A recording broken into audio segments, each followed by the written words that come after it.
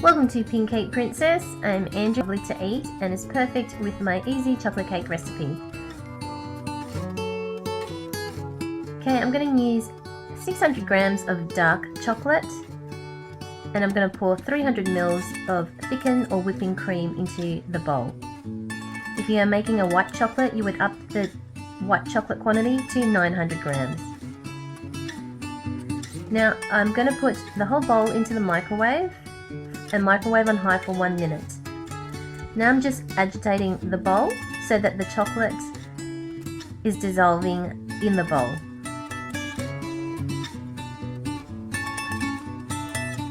I'm going to keep agitating the bowl, just letting the heat circulate and moving the chocolate around because that's how it dissolves. Okay, I've placed it again in the microwave for another minute, and I'm going to keep agitating the bowl until the chocolate keeps dissolving.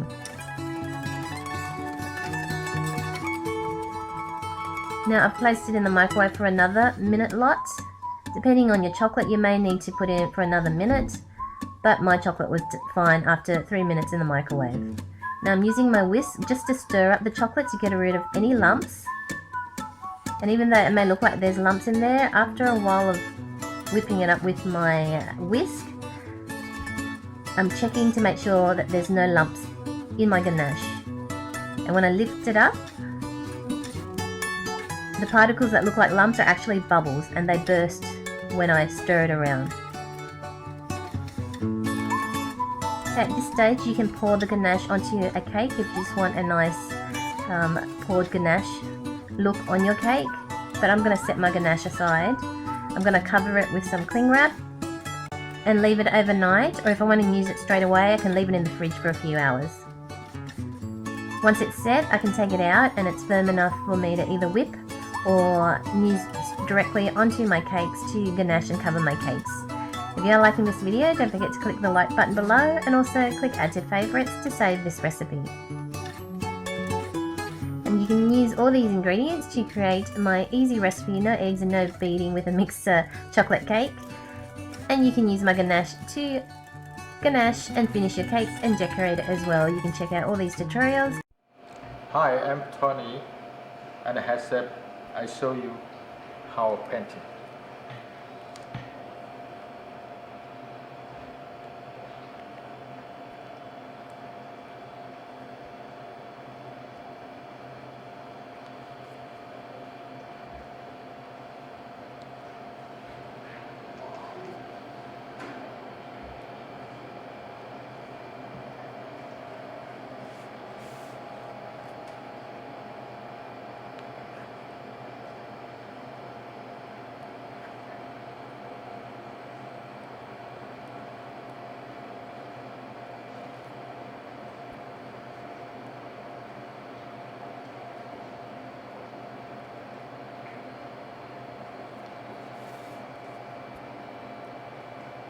Hi everyone, and welcome to Creative Cakes by Sharon.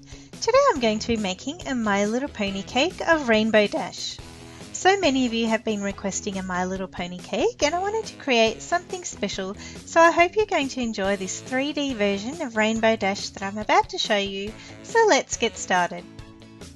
I have here 3 6-inch vanilla cakes, and I've cut the round tops off all of them and then cut 2 even layers out of each of the cakes. Using a cake setup board now, I'm going to start stacking the cakes, adding a layer of buttercream on top of each cake until I've reached 4 layers. At this point, I really need to reinforce the cake to make sure it's nice and stable, so I've got these wooden dowels, and once I've measured them against the height of the cake, I can trim them down to size and then insert them back into the cake. Now I need to add another cake board, but this time the cake board needs to be a little bit smaller than the size of the cakes. So this one's about 5 inches in diameter. Now I can finish stacking the last 2 remaining cakes.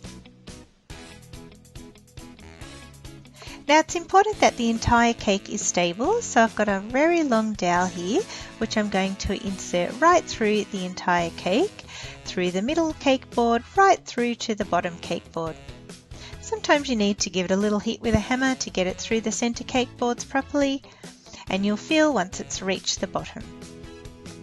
Now that the cake is fully stable, I can easily pick it up without worrying about it wobbling or tipping over, and I want to put this in the fridge to firm up a little before I start carving it. Now while the cake is chilling, I'm going to prepare some Rice Krispie treats, and I came across these cute little blue marshmallows which I thought would be perfect for Rainbow Dash, but of course you can use any marshmallows you have available at home. So into a bowl I'll put the marshmallows, some Rice Krispies, as well as a little knob of butter. All of this goes into the microwave for about 45 seconds on high, and when it comes out you can see that the marshmallows have almost tripled in size. So all I need to do now is mix them all up together well, and then I'll pop it aside and go and grab my cakes out of the fridge. So here we have the body of Rainbow Dash, and because all of the cakes are nice and chilled, it's going to be really easy to carve. So I've just removed the centre dowel for a moment because this is going to make it a little bit easier while I'm carving, but I'll pop it back in once I'm done. So using a sharp knife, I'm going to start shaving off little pieces of the cake at a time, and I'm aiming for a little bit of a rounded cone shape, which is tapered at the top and wide at the bottom. You can see that I'm able to cut away into the cake nice and easily, and the smaller board is simply a guide so that I don't cut in too deep into the cake. Now that I'm happy with the shape of the body, I can start working on forming the other body parts. For the head, I'm making it a little bit oval shaped, and I need to add a little more Rice Krispies at the front for the muzzle.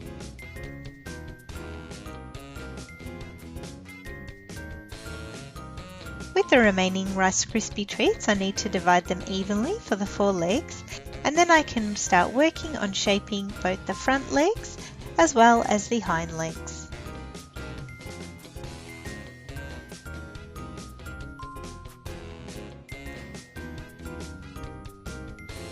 Now it's time to cover the whole cake with some chocolate ganache. And after I've got a nice covering of ganache over the cake, I'm going to transfer it to my cake presentation board. Now while the ganache is still soft, I'm going to stick into position the legs, pressing them nice and firmly up against the cake, and this is going to help them stick well to the cake. Now I'd like the top of the legs to blend in a little better with the body, so I can simply shave off some of the Rice Krispies with my knife, and then I can cover all of the 4 legs with some ganache as well.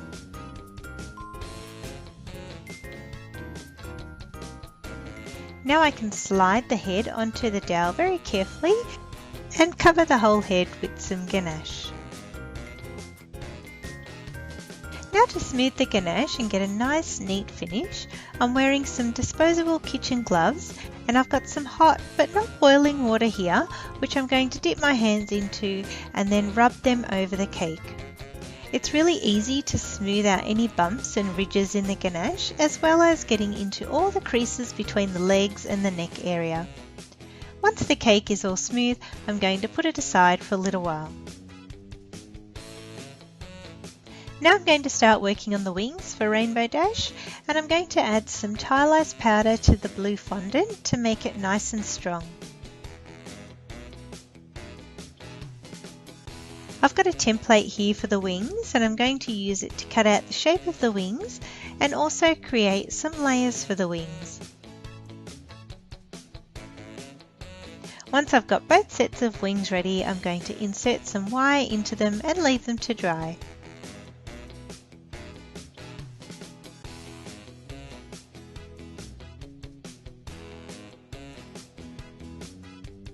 I also need to create the ears, and for this I'm going to judge the size and shape by holding them up against the cake to make sure they're proportional. Once again, I'll insert some wires into the ears, and once I'm done, I'll leave them to harden up as well. So now it's time to start covering the cake with the fondant, and because it's a fairly large cake, I'm going to do it in small sections to make it a little bit easier. So to start with, I'm going to work on the hind legs, and before I stick any fondant to the cake, I'm going to brush on some simple syrup, Now make sure you only apply the simple syrup to the area where you want the fondant to stick. This is so that after the fondant is placed onto the cake, I can easily cut off any excess fondant and it will come away without sticking or being soiled by the ganache and can be reused.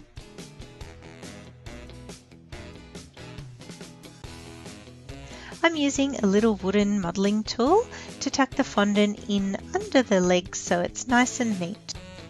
Now I've rolled out a nice long piece of fondant which I'm going to gently roll onto the rolling pin, as this is going to be wrapped around the entire body.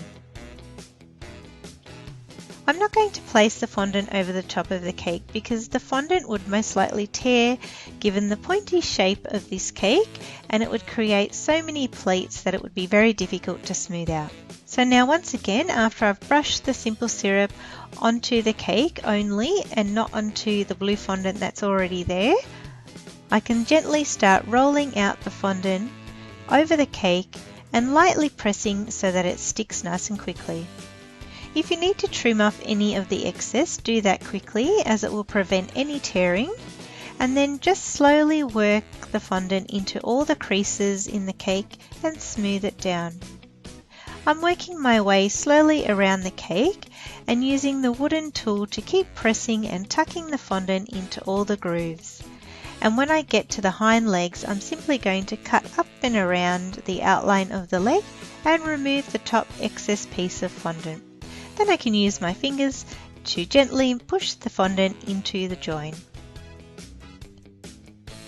At the back, the fondant is overlapped and I just need to cut a straight line into the fondant, and then I can easily remove the top excess piece, gently lift up the second piece of fondant and remove the bottom excess piece of fondant. Then the two pieces of fondant should join nicely and seamlessly back together. This back area is going to be covered by the mane, so if you don't get a perfect join, don't worry too much. Once I've worked my way right around the body, I'll trim off the excess at the top of the neck, and then I can cover the head with fondant, once again trimming off any excess and using my fingers and the wooden tool to tuck the fondant nice and neatly into the neck cavity. I need to add two little indents for the nostrils, and then using the rounded edge of a circle cutter, I'll make an impression for the mouth and insert the ears at this point as well.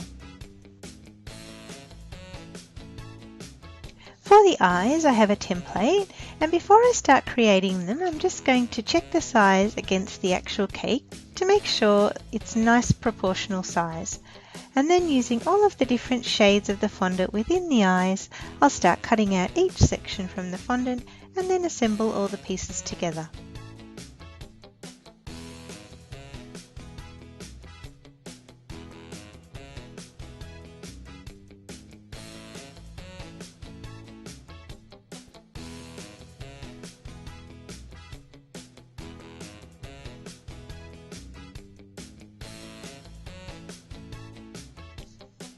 To finish off the eyes, all I need to do is frame them with a thin little piece of black fondant as well as some eyelashes. Now for the most fun part of this cake, and that's to create the rainbow mane. I've got all the colours of the rainbow here, and once I've rolled out some long snakes from each colour, I simply need to stick them along the back of the cake.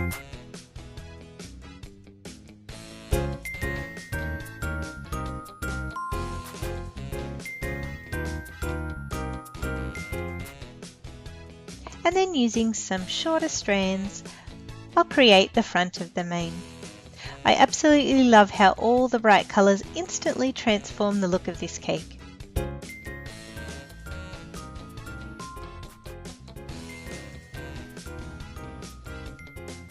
Once I'm done, I need to simply insert the wings, and last but not least, because my beautiful Rainbow Dash is sitting, I couldn't fit her little rainbow tattoo on the cake, so I just added it to the board. And here she is.